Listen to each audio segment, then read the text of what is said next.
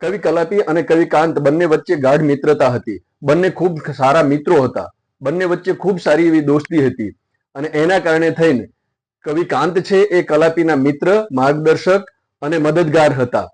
ઘણીવાર કલાપી છે એ કવિ કાંત પાસેથી પ્રેરણા, પ્રોત્સાહન અને માર્ગદર્શન મેળવતા હતા. બંને વચ્ચે ખૂબ સારી એવી મિત્રતા હતી. આમ તો બંને થોડા ઉંમરમાં પણ સરખા ગણાય એ રીતે હતા, કારણ કે 20 નવેમ્બર 1867 કવિ કાંતનો જન્મ થયો અને 26 જાન્યુઆરી 1874 એ કવિ કલાપીનો જન્મ થયો. એટલે કવિ કાંત છે એ કવિ કલાપી કરતા 7 વર્ષ છે એ મોટા ગણાય. પણ મોટા હોવાને નાતે થઈને ઘણું બધું માર્ગદર્શન છે એ કલાપી છે એ કાંત પાસેથી મેળવતા હતા. કાંત પણ કલાપીને જ્યારે પણ એમને કોઈ મુશ્કેલી આવે, કોઈ આફત આવે છે, ક્યારેક કોઈ મુસીબત આવે છે તો એમાંથી માર્ગદર્શન આપતા.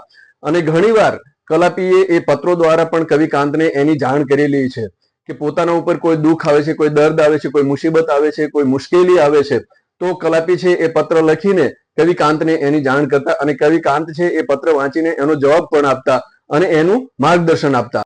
એટલા માટે થઈને જ્યારે કવિ કલાપીએ 1898 શોભના સાથે લગ્ન કર્યા અને શોભનાને અપનાવી ત્યારે સૌથી પહેલા એની જાણ છે એ કવિ કલાપીએ કવિ કાંતને કરી હતી. એક પત્રના માધ્યમ દ્વારા કવિ કલાપીએ કવિ કાંતને એ શોભનાને અપનાવી છે એના વિશે પત્ર લખીને જણાવ્યું હતું અને એ પત્ર છે એ આજે હું આપની સમક્ષ એ મૂકી રહ્યો છું. મને લાગશે એ પત્ર આપને ખૂબ ગમશે. તો પ્રસ્તુત છે એ કવિ કલાપીનો કાંતને લખેલો પત્ર.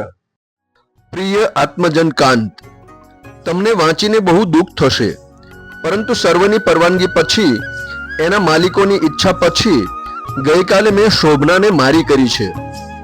દુનિયા બહુ બુરું કહેશે, પરંતુ જિંદગી એવી બુરી લાગતી હતી અને ધીમે ધીમે દર્દ એવું થતું જતું હતું કે મને એ સાહસ કરવું જ ગમ્યું. પ્રભુ એ કાર્ય પર ક્ષમા અને કૃપાની દ્રષ્ટિથી જુએ. તમારો સ્નેહાધીન સુરસિંહ. તારીખ 12/7/1898.